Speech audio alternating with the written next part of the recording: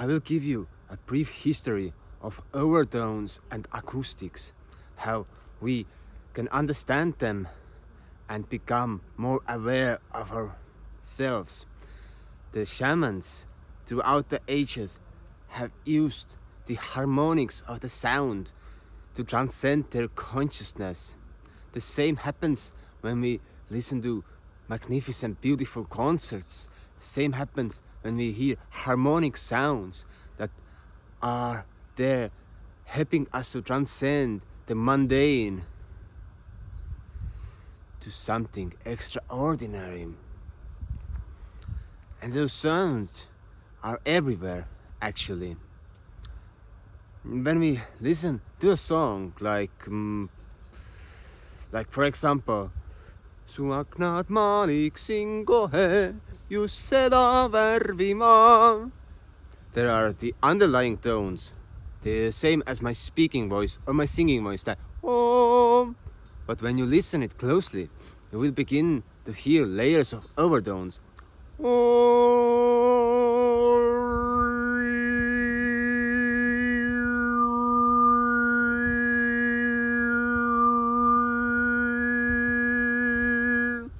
So the bass is the Om, and the overtone is the R. But this overtone is omnipresent in every sound in this universe.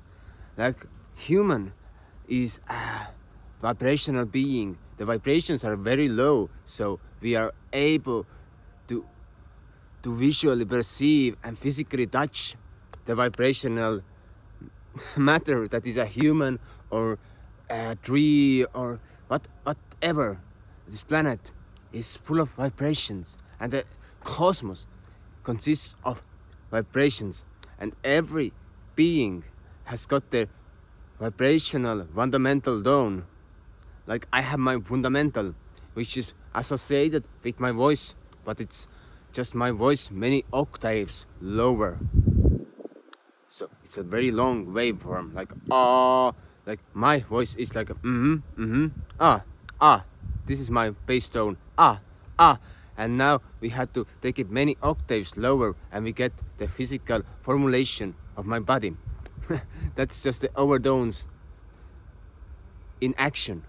Like from this fundamental bass of my tone, my voice is an overtone of a certain degree, of a certain octave from my fundamentals. That's really deep stuff that I'm explaining to you. Hopefully you are still on the track. So, and those shamans throughout the times, they have understood the meaning and the perception of overtones when they're drumming with their drums in the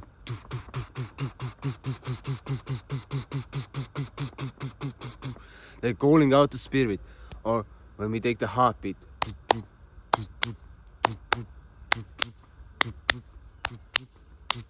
we are able to attune to our innate being, to our primordial essence.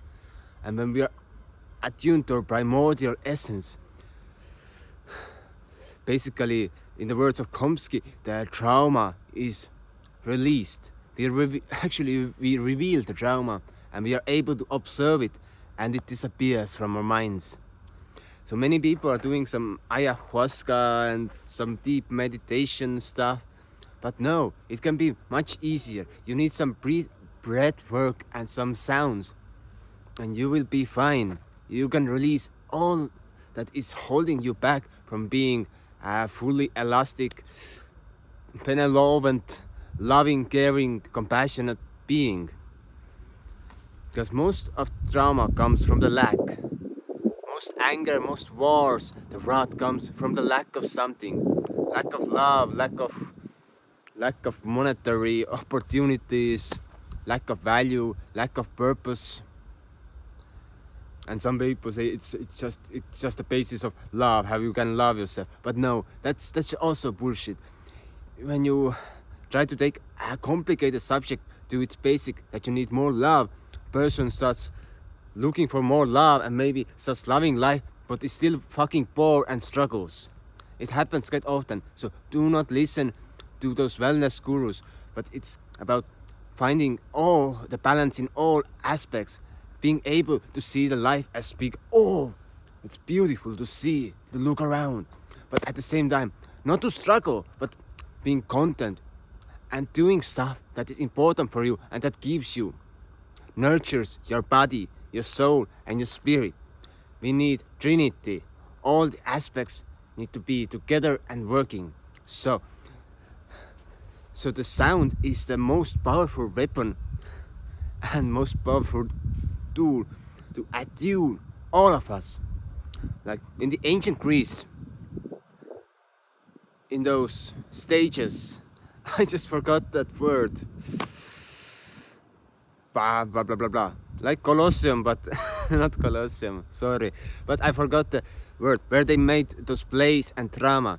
In the middle of those stages, an actor could whisper and the audience could hear the whisper. That's the study of acoustics.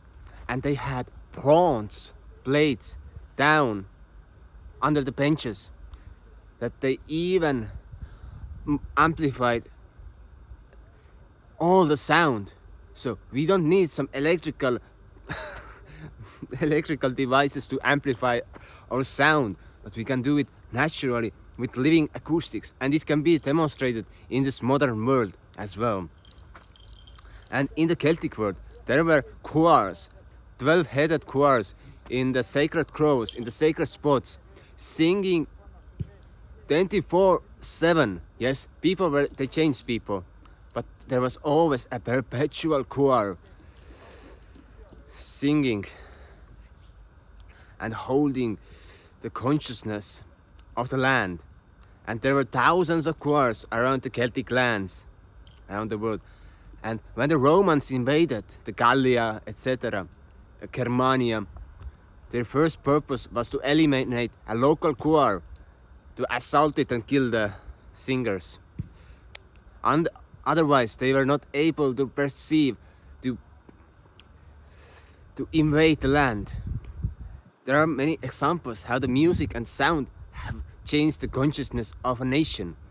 Like in my country here, Estonia, back there, why I'm doing this topic is here's a little pavilion, but over there is a singing pavilion designed for 5,000 people. And we are in a small town, population is 12,000 people, but they have singing festivals even here, and dance festivals, etc. But the largest one, we have over 100,000 people singing together. It's not that much, but we have only 1.3 million people living in this country. So it's really much. And we had in the 90s, in the beginning of 90s, in the end of 80s, a singing revolution. Hundreds of thousands of people came together and they sang. They sang songs of freedom. They were purposefully composed songs. There is not alone any land, ei ole üksi, ei ükski maa, etc. Like the songs were designed to align the consciousness of the people for the freedom, for their own free country, to leave the Soviet Union. And the singing revolution happened, and it happened also in Latvia and Lithuania. And the Baltic countries, the singing states. And then there's another phenomenon. Our ancient songs, our shamanic songs, I could say, our traditional songs. It's called regilaul. It has got 8 syllables. Tuk, tuk, tuk, tuk, tuk, tuk, tuk, tuk. And it's really similar to Native American songs. And even some basic 4 words like tuli, vesi, maa, õhk are quite similar to Native American words. It's really fascinating. Kivi, tuli, maa, surm, elu, ela. These primordial words, I must say. And when those songs are sang, yksi, kaksi, kolme, neljä, anna iloinen olla, koska suru tulee, anna hänen mennä. Oh, these songs, they repeat, and they uplift the consciousness, because when we repeat a phrase the overtones begin to appear. 1, 2, 3, 4, anna iloinen olla, koska suru tulee, anna hänen mennä. And then we have those ancient swing songs. You know swing, when children are swinging. There are like swing songs that are inherited traditions, and we have hundreds of games like kes aias, mesilane aias, like games that children play, but they are not games, but they are songs. They are playing games through songs. That's just amazing. But sadly, this modern American culture has killed a lot. This modern industrial culture has destroyed many memories that we have had, and many songs now they are regarded as folk traditions, but that's fucking bullshit. That's a living culture, and you say it's a folk tradition. Living culture actually sets the tradition, and there's something preserved, but not all, and that's really sad.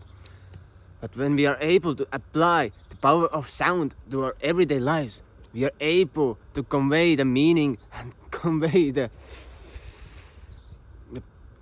beautiful, the mystical experience into this life.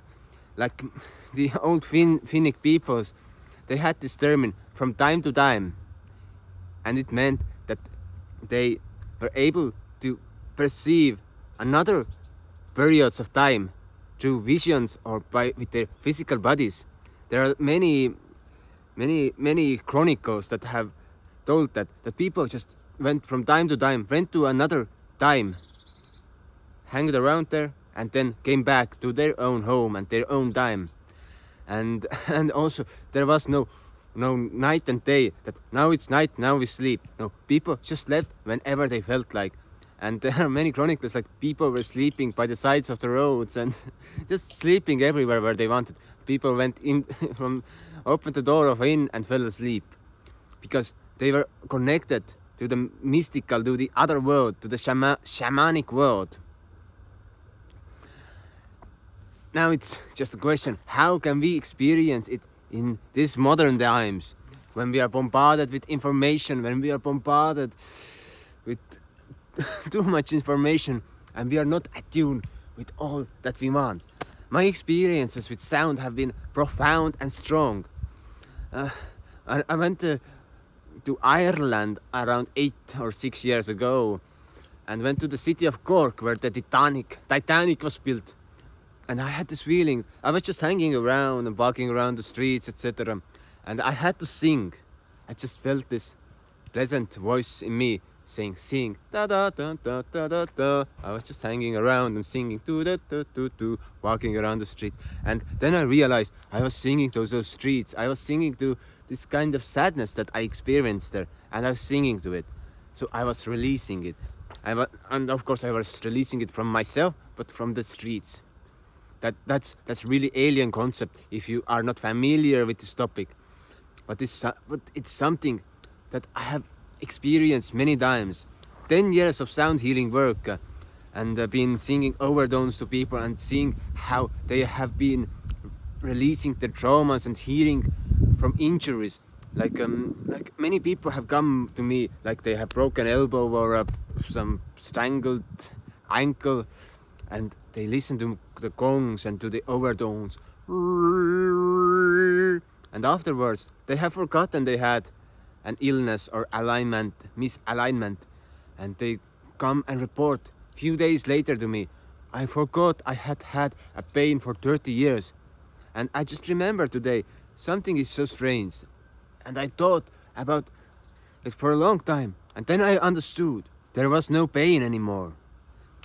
That's the profound magic of sound. That's how sound can heal us. But I'm not saying healing like in medical terms. But Edgar Cayce, the sleeping prophet, said that in the 21st century, the medium of healing will be the sound. Like we have those ultrasound set and some other sound modalities in the hospitals already in use.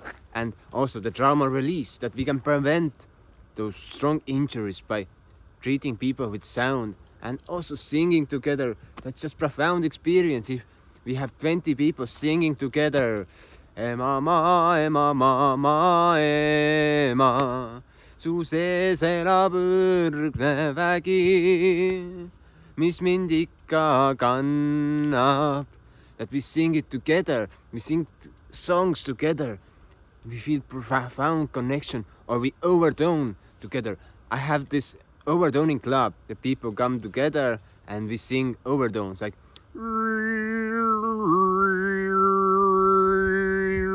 and our overtones begin to mingle together. Sometimes we do some throat singing.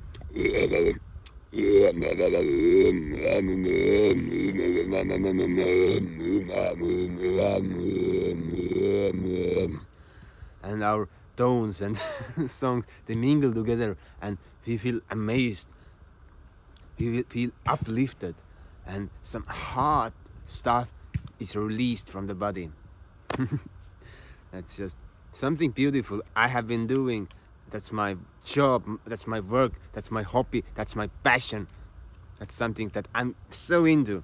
So subscribe and join the waitlist for the Alchemy of Voice. So check out in description, of course. So goodbye.